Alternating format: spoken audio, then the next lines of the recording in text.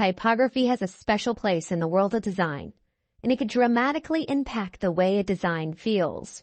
It can make a design look busy or clean. It might even be the design itself. Through understanding the anatomy and structure of typography, it goes a long way in deepening your understanding of design. This is a serif font. We know this because of the little brackets at the end of the characters. And each letter of this word is called a character. If you were to draw a line that hugs the bottom of each letter, not including the little tails, which are called the descenders, this line would be called your baseline. You can also draw a line across the top of these characters, which does not include what's called the ascenders, or this little area right here, and then you can draw your second baseline. What are between these two lines is the very core of your word or character, and this can help you find balance in your type. You may find you have more ascending than descending characters, and this revelation can help you decide how to balance this type in a headline or a logo, for example. The line that can be drawn at the top, on the tip top of your ascenders, is called the ascent line. The line that could be drawn across the bottom of your descenders is called the descent line, so hopefully that can be easy to remember. With a really good font, you'll be able to draw these nice ascending and descending lines across the top and the bottoms, but not all fonts or typefaces work that way. Script fonts, like this one, don't always follow this nice lined pattern. Now let's go over some basic typography vocabulary. The tail is the very tip of the character. The descender area, which we now know takes up the bottom half, the tail is just the very tip of the character. This is an example of the stem of the character. Ears are anything that expands outside of the character, like in this example of the G. Fortunately, you'll notice a lot of typography terms are named after human anatomy, so as you can guess, this H is a great example of a shoulder. Loops are common in certain font characters. Anything that's completely closed inside a character is called a closed counter. This is an example of a character leg. Crossbars join two stems together, for example, in this A.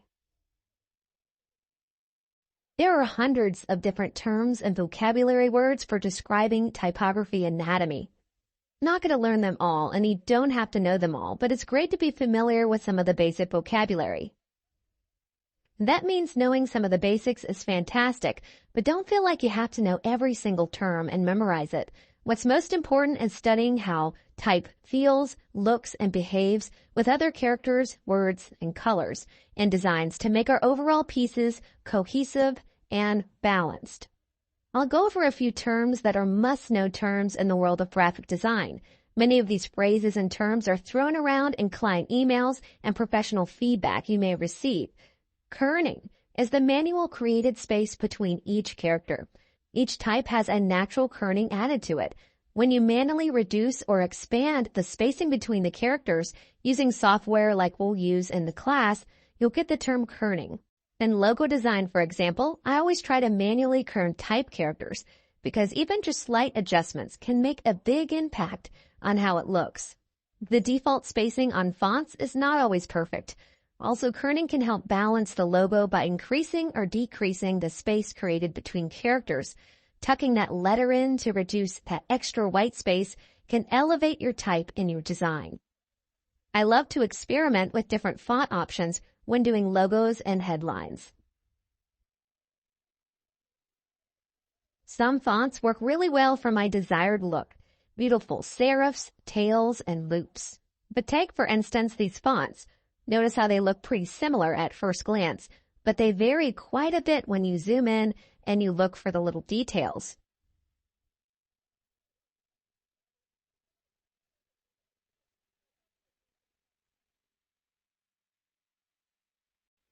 The spacing between sentences or phrases is called leading. The amount of leading between sentences in a larger paragraph can really change the look and feel of a block of type. Larger spacing or leading between sentences can look very clean.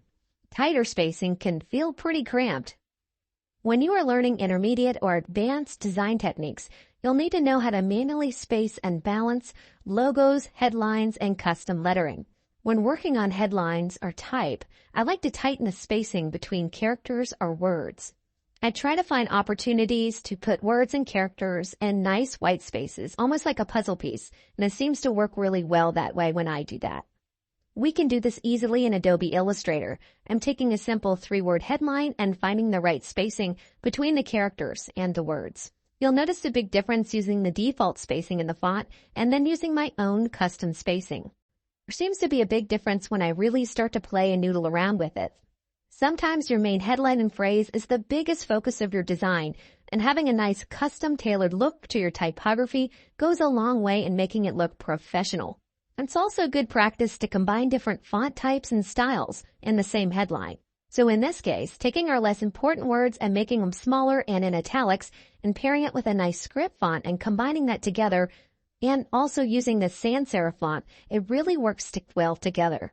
Also, tucking in words and reducing large amounts of white space between the characters and letters makes it seem more like a cohesive design. Custom lettering is very important in logo design and branding. In this case, I'm taking 2 script fonts and combining them together to make one unique word.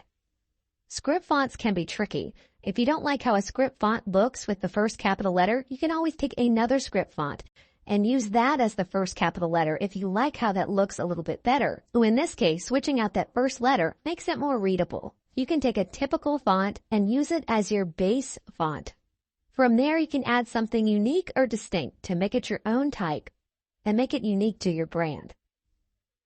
I have a wonderful downloadable resource that goes along with this lesson that contains an anatomy of typography poster that goes over a lot of the terms we went over in this lesson and more.